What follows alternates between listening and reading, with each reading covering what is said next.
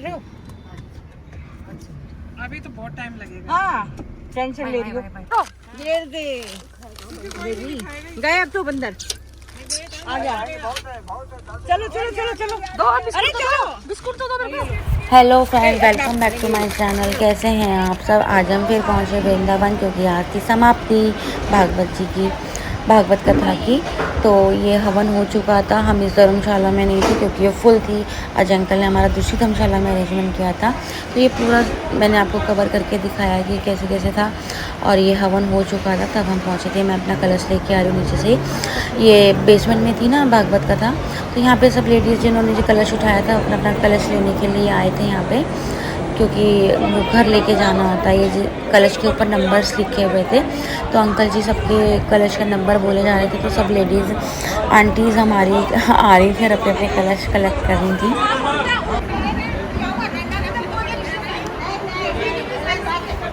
Finally मुझे भी मेरा कलश मिल गया था, तो मैं उसको लेके ऊपर आई। ये मैं आ रही हूँ क्योंकि दुपट्टा इसके साथ था नहीं, तो मैंने भाभी का दुपट्टा लिया था। इसके बाद मम्मी बोली ये जो कलश का जल है तो इनको तुलसी जी में डालो, और जो भी है ये फल फ्रूट वगैरह गाय को खिला देना। तो तुलसी जी में जल चढ़ाया। माला थी और चुन्नी थी, वो भी तुलसी जी को उड़ा दी थी। इसके बाद ये फल थे तो जब तक आती थी ख़राब हो जाती, क्योंकि ऑलरेडी ये थोड़े ख़राब हो चुके थे। तो फिर ख़राब इन द सेंस कि मतलब ऐसे नहीं, बिल्कुल ख़राब नहीं, तो थोड़े थोड़े काट काट के छोटे छोटे गाय के बच्चे थे। ये वाला बच्चा जो था ये 2-3-4 दिन का ही था। बहुत ही प्यारे थे दोनों के दोनों। इसने तो खाया ही नहीं, दूसरे वाले ने तो फिर भी खाया था। तो उसको छोटे छोटे पीसेस करके दिए थे क्योंकि उससे खाया नहीं जा रहा था। छोटा बच्चा था ना, तो उससे खाया नहीं जा रहा था। उसको छोटे छोटे टुकड़े करके दिए।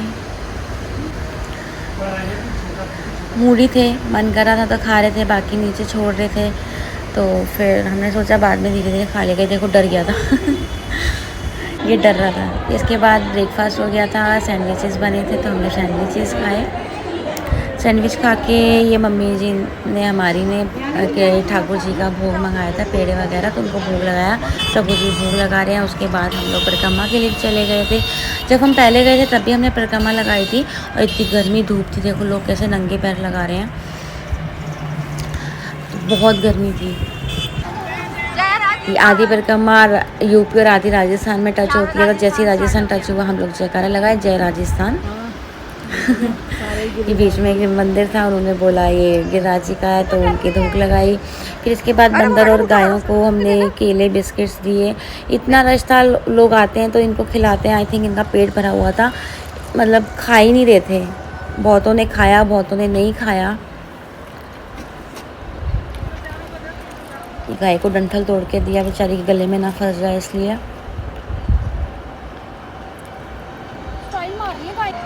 ये जो पीछे ये वाली जो गाय है ना, इसको मैंने दिया, इसने छीना मुझसे।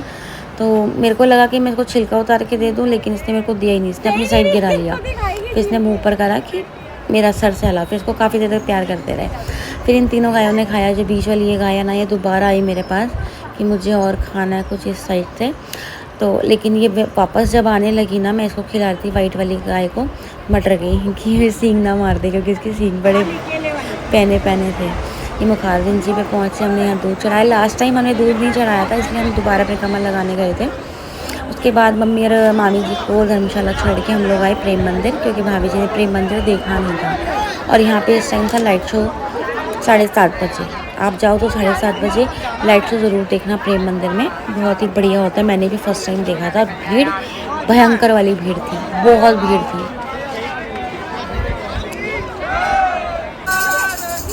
ये इनका है प्रेम मंदिर। सॉरी मुझे इनका नाम नहीं पता, ध्यान नहीं आ रहा मतलब। और ये लाइट शो स्टार्ट हो चुका है।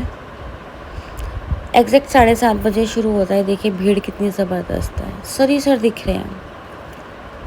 ये लाइट शो स्टार्ट हो चुका है और लाइट शो बहुत अच्छा है, मज़ा आया देखने में। 15 से 20 मिनट का होता है, ज़्यादा देर का नहीं होता। और स्टार्टिंग 5 से 7 मिनट होती है, उसके बाद वो रिपीट करते रहते हैं स्टार्टिंग टू एंड ना। तो आप 5 से 7 मिनट भी देखोगे तो इनफ है। उसके बाद ये रिपीट करते रहते हैं, जो 15-20 मिनट का होता है, कुछ नया नहीं होता। ऐसा ही एक लाइट शो दिल्ली में कालंदी कौन सा, आई थिंक अभी बंद हो चुका है वो, उसकी जगह कुछ और खुल गया है। तो दिल्ली में भी ऐसे होता था, वो देखा था मैंने, यहाँ का नहीं देखा था। ये देखो पूरा एकदम लाइट शो के लिए देखने के लिए लोग कितने खड़े हुए हैं, बहुत भीड़ थी।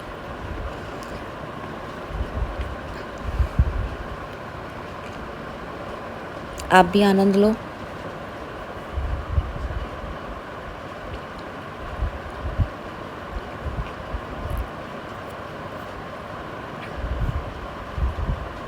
इतना ज़रूर बोलूँगी कि आप जब भी जाओ ना वृंदावन, ये लाइट शो ज़रूर देख के आना। ठीक 7:30 बजे शुरू होता है शाम को।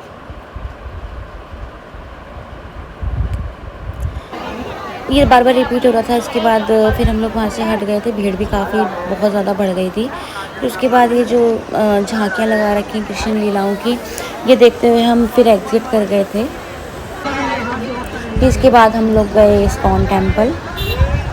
भीड़ की वजह से गाड़ी हमारी ना काफ़ी पीछे उसने हमें उतार दिया था और प्रेम मंदिर तक हमें पैदल आना पड़ा था। प्रेम मंदिर क्रॉस करने के बाद हमें रिक्शा मिली थी। उसके बाद हमने इस्कॉन टेम्पल तक फिर रिक्शा की थी। रिक्शे में हम आए थे इस्कॉन टेम्पल, क्योंकि थक चुके थे बहुत ज़्यादा। ये जो अंदर कीर्तन होता है कितना अच्छा लगता है, कितना आनंद आता है ये सुनने में। और इस बार इन्होंने क्या करा था, बड़े बड़े बोर्ड लगा रखे थे कि वीडियोस और फ़ोटोज़ क्लिक नहीं करनी है। फर्स्ट टाइम हुआ था, पहले कभी नहीं था। पहले ओपनली लोग वीडियोस बनाते थे, लेकिन अब की बार इन्होंने बंद कर दिया था। ये हमने चोरी छुपे बनाई थी। और ये जो अंदर कृष्ण जी की जो मूर्तियाँ हैं, गज़ब, इनका श्रृंगार इतना खूबसूरत होता है, देखते ही मन इतना खुश हो जाता है इनको। और ये मेरे जी कृष्ण जी, मैं इनको हर बार ढूंढती थी, इस बार फाइनली मैंने ढूंढ ही लिया इनको। ये पेंटिंग इतनी खूबसूरत है, इतनी सुंदर है, इतनी सुंदर है।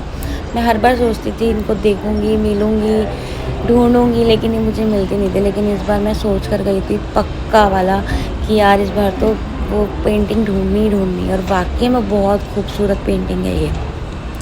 आप लोग जाओगे ना तो एग्ज़िट करोगे तो राइट हैंड साइड पे रास्ता जा रहा है, राइट हैंड साइड पर जाओगे तो लेफ़्ट हैंड साइड की दीवार पर ये बहुत बड़ी पेंटिंग बनी हुई है। ये एग्ज़िट करते हैं तो ये सारी पेंटिंग्स बनी हुई हैं। यहाँ से ये एग्ज़िट का गेट है बाहर जाने का। ये पूरा इस्कॉन टेम्पल है, बहुत ही सुंदर बना हुआ है, काफ़ी बड़ी जगह में बना हुआ है। इसके बाद हमारी भाभी की शॉपिंग स्टार्ट हो गई। इसके बाद हम पहुँचे, देन इसके बाद हमारा चेकआउट हो गया।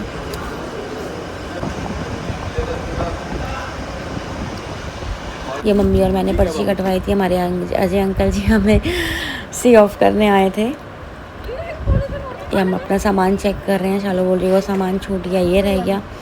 ये हम लोग गाड़ी में बैठ गए, सब अपनी अपनी प्लानिंग कर रहे हैं, क्योंकि इनकी प्लानिंग थी वृंदावन जाने की वापस, क्योंकि मम्मी ने नहीं किए थे बाकी भी जी के दर्शन। मम्मी को मैं लेके नहीं गई क्योंकि भीड़ बहुत थी, कि भीड़ में उनकी तबीयत ना ख़राब हो जाए, इसलिए मम्मी को दर्शन नहीं करवाए थे इस बार। ये हम पहुँचे कोसी। बीच में कोसी का बोर्ड देखा था तो मन करा कोसी जी जाएं और शनिदेव जी के दर्शन करें। बाकी वो किसी का मन नहीं था, मैं, भाभी और शालू का मन था, तो हम लोग पहुँचे। ये देखो कितना सुहाना मौसम हो रहा है, बादल ही बादल है। जितना सुहाना दिख रहा है इतना था नहीं, क्योंकि गर्मी बहुत ज़्यादा थी, हवा बिल्कुल भी नहीं थी, एक पत्ता नहीं हिल रहा था।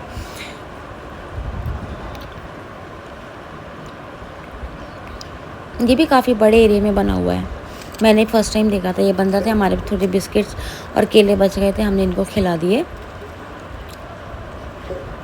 यहाँ के बंदर बड़े शरारती हैं। ये देखो कहाँ बैठा हुआ है।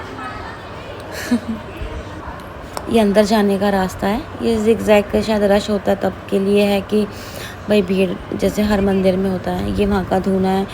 तो इसके बाद हम शनिदेव के, मैंने वहाँ का फ़ोटो लिया था लेकिन मम्मी ने डिलीट करवा दिया कि शनिदेव का फ़ोटो नहीं लेते। ये हम रास्ते में पहुँचे तो हमने यहाँ पे खाना खाया था।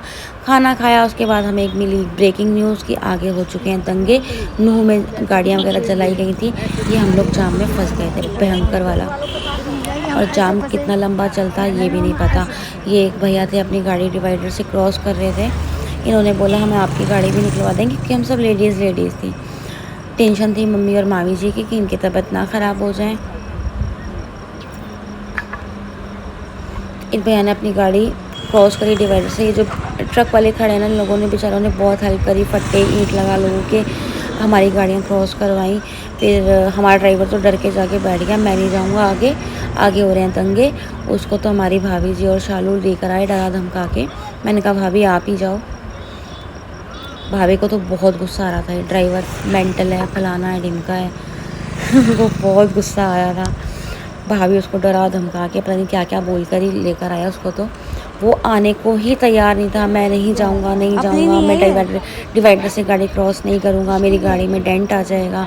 भाई जान प्यारी है कि डेंट प्यारा है। हमने बोला हम तेरा डेंट ठीक करवा देंगे, तो हमें घर पहुंचा। जैसे तैसे करके उसको मनाया। बुला देखो, ये देखो हमारी भाभी जी को गुस्सा आ रहा है। तो शालू को बोल रही हूँ ड्राइवर को फ़ोन करो। ऐसे कैसे हमें यहाँ पे खड़ा करके चला गया। अभी मैंने जस्ट 5 मिनट पहले मुझे वो होगा था। पूरी रोड की रोड लाइट काट दी थी, अंधेरा चारों तरफ। इसके बाद उसको जैसे उसको ज़िद करके हम लोग लेकर आए थे। जैसे जैसे वो गाड़ी लेकर आया, हम लोग ने मैप लगाया। चप्पे चप्पे पे पुलिस थी। डर से मेरी हालत ख़राब थी भयंकर, क्योंकि हम जिस गांव से गुज़र रहे थे वो पूरा मुसलमानी गांव था। और भाई साहब जगह जगह पे पुलिस और 2-3 लोग ऐसे नज़र आए, सर से खून बह रहा है। मेरी हालत ख़राब, डर के मारे।